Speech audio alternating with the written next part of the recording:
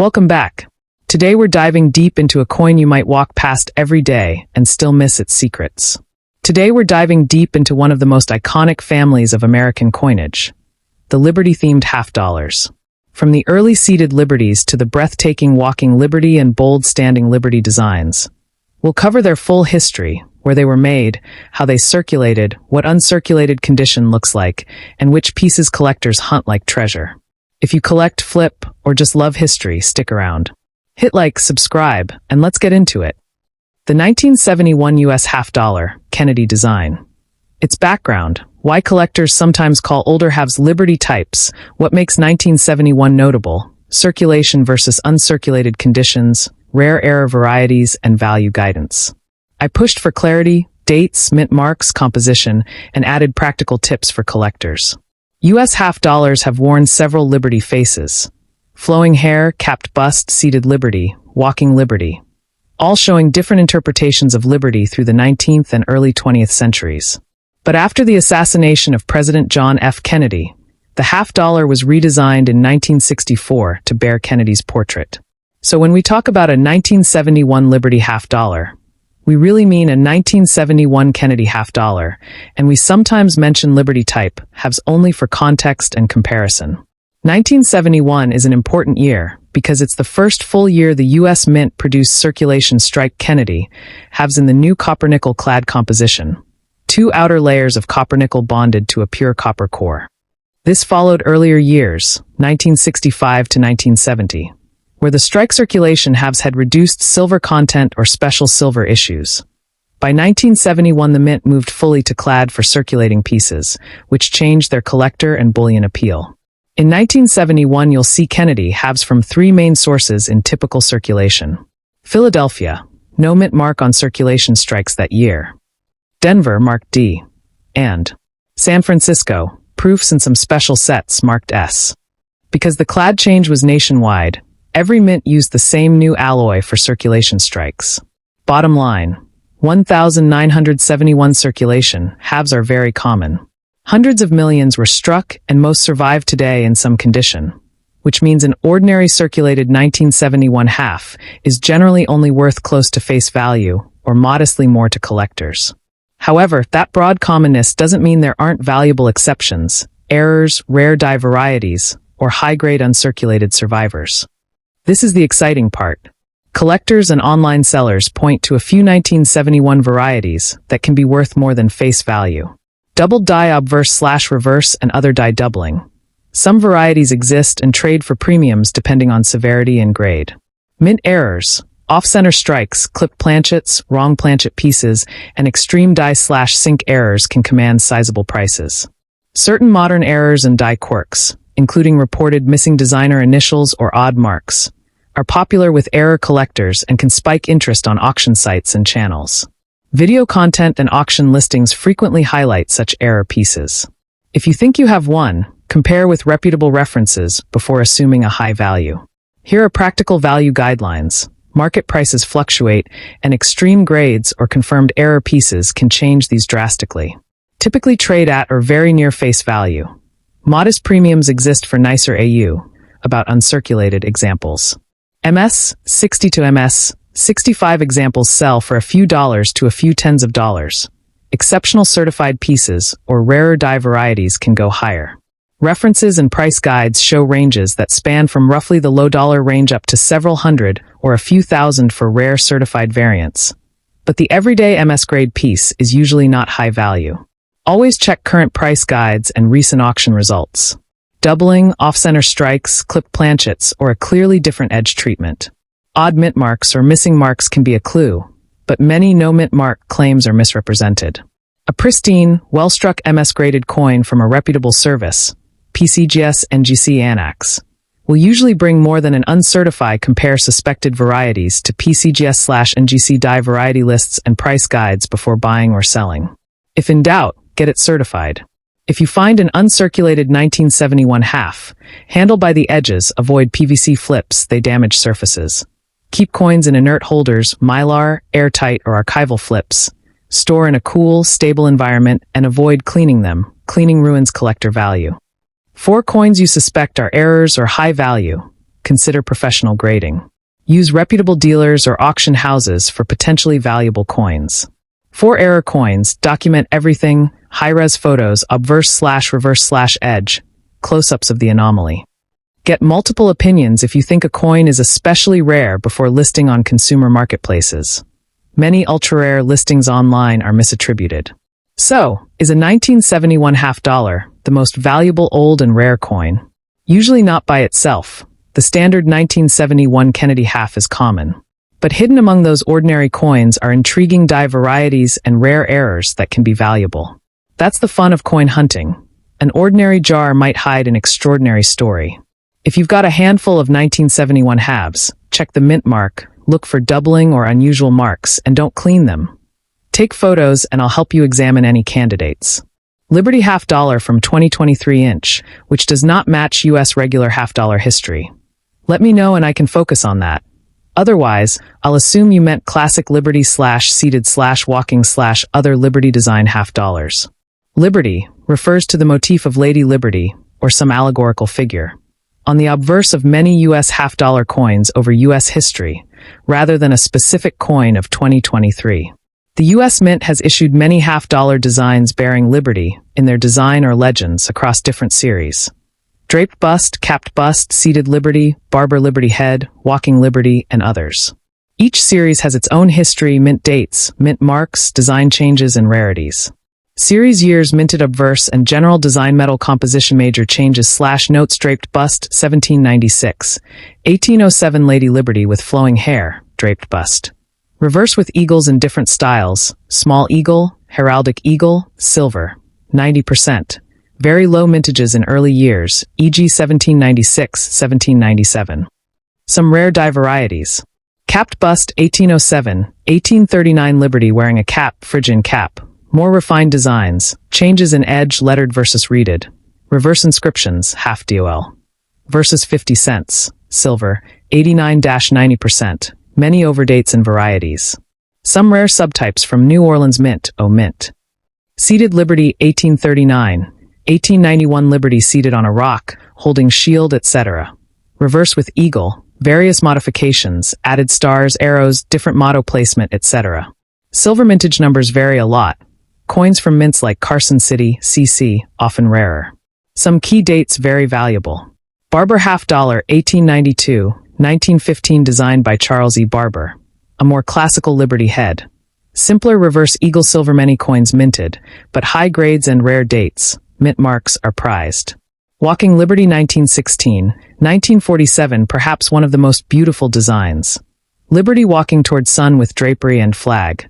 Reverse with eagle in flight or perched. Motto In God We Trust, etc. Silver, 90%. Until silver coinage ended many rare dates and variants, especially in the 1910s and 1920s. Mint marks, PDS matter. Proof coins are also very collectible. Later/modern post, 1947 onward Liberty often replaced or modified. E.g. Franklin half dollar, whose reverse has Liberty Bell, and Kennedy half dollar, whose obverse is profile of President Kennedy. Motto Liberty still present. After 1964 silver content dropped, composition changed many issues, including proofs, special mint sets, etc. Several factors contribute. Very low original mintage, few coins struck. Poor survival, many have been melted, worn, lost, damaged. Some issues exist in tiny numbers and high grades, mint state, or proof co.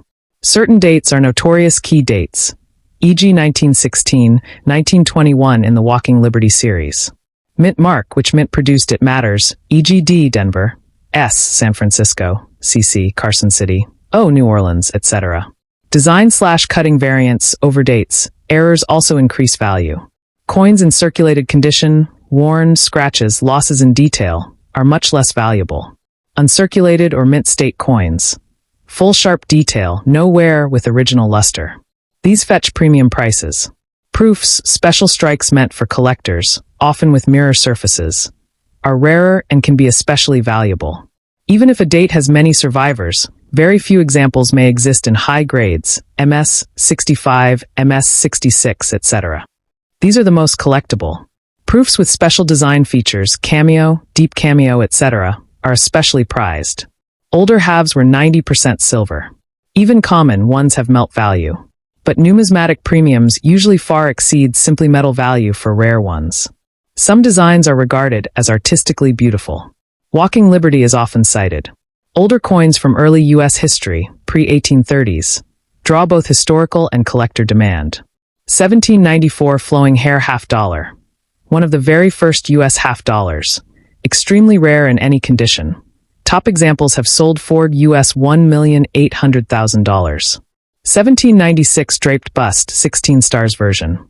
Another extremely rare early issue. Few mint state survivors. In 2023, one example sold for $1.8 million. 1797 half dollar. Very rare. Less than 4,000 struck originally. Fewer survive. Those in top condition are very costly. 1878 seated Liberty half dollar. A rare San Francisco mint issue. Few surviving specimens, especially in high condition. 1 MS 64 sold for US $200,000. 1919 D Walking Liberty half dollar, MS 66. A star piece of Walking Liberty. Extremely fine specimen sold for $270-250. 1921 S Walking Liberty. A key date for the Walking Liberty series.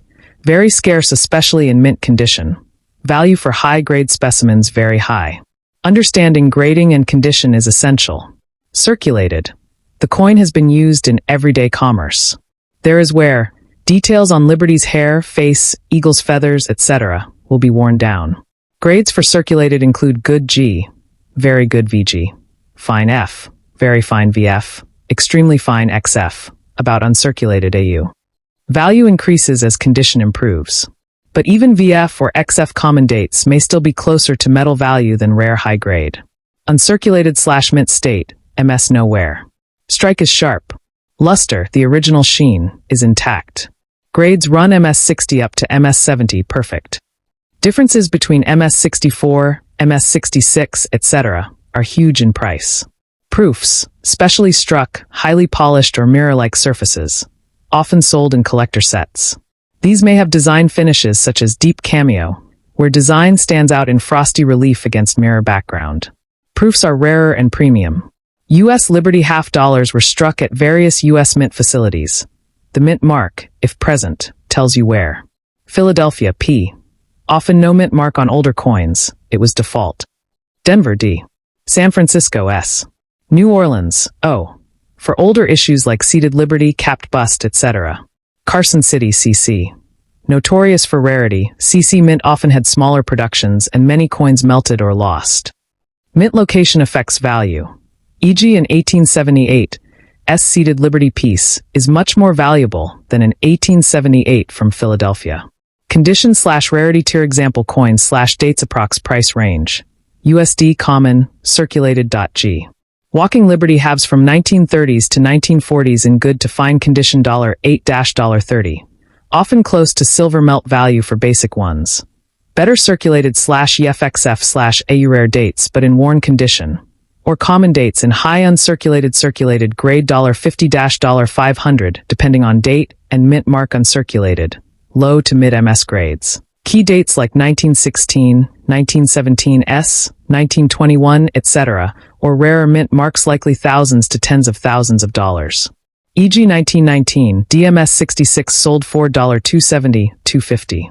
Proofs or very rare early issues 1794, 1796, etc., or proofs of Walking Liberty from the 30s to 40s, etc. hundreds of thousands to over $1 million USD, depending on grade and provenance.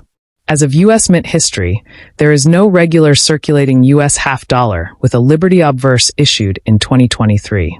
The Kennedy half dollar continues, but it uses President Kennedy's portrait, not a Lady Liberty design.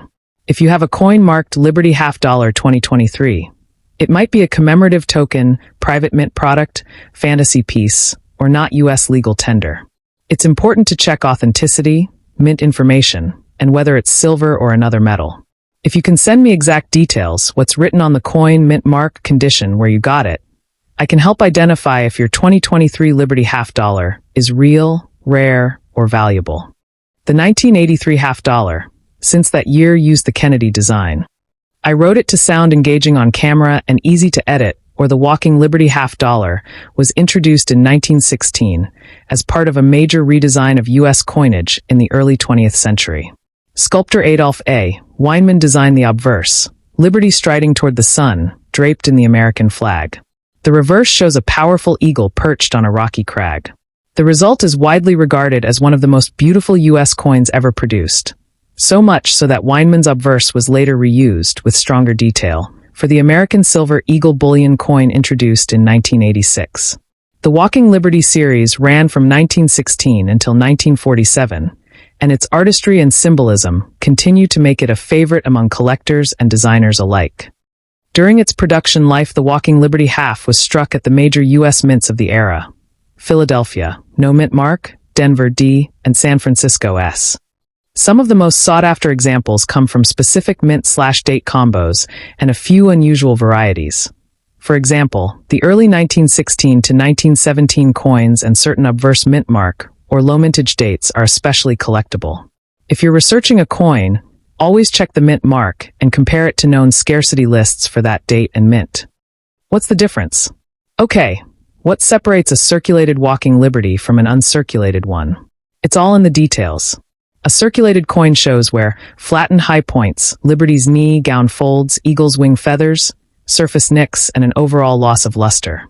Uncirculated, or mint state, coins retain the original mint luster, sharp detail at the highest points, and minimal contact marks. They look like they just came off the press. In practical terms, an uncirculated specimen of a scarce date can be worth many times the value of the same date in worn condition. Grading services like NGC and PCGS assign numeric grades, MS60, MS70, to help buyers and sellers agree on condition and value. Which Walking Liberties should you keep an eye out for? While many dates are common in lower grades, a handful are keys or semi-keys: 1916, the inaugural year; 1921, and certain mint-marked issues, rare San Francisco and Denver low-mintage pieces, can command very high prices in gem condition. Proofs and coins with special die varieties, repunched mint marks, doubled dies, are also more valuable. Auction houses have seen exceptional results for top-grade or historically notable specimens, and even worn examples of a truly scarce date can fetch strong sums. As with any series, price is a function of rarity plus demand plus condition. A quick note: if you asked about a 1983 Liberty half-dollar, that's probably a mix-up. By 1983, the U.S. half-dollar in general circulation carried the Kennedy design, introduced 1964.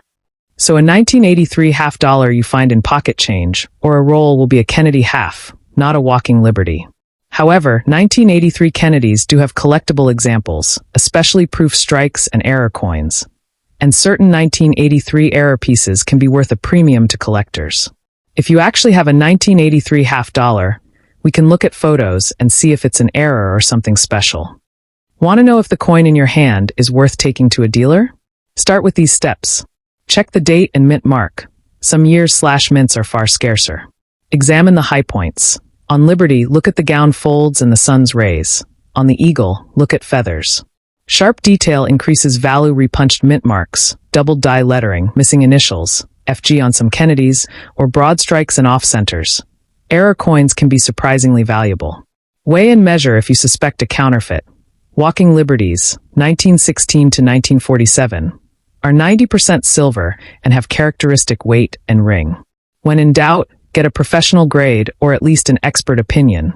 Reputable dealers or third-party grading companies will help confirm authenticity and grade. Handle by the edges, don't touch faces with bare fingers, store in inert holders, mylar flips, coin capsules, and keep them in a stable, low-humidity environment. Avoid cleaning your coins.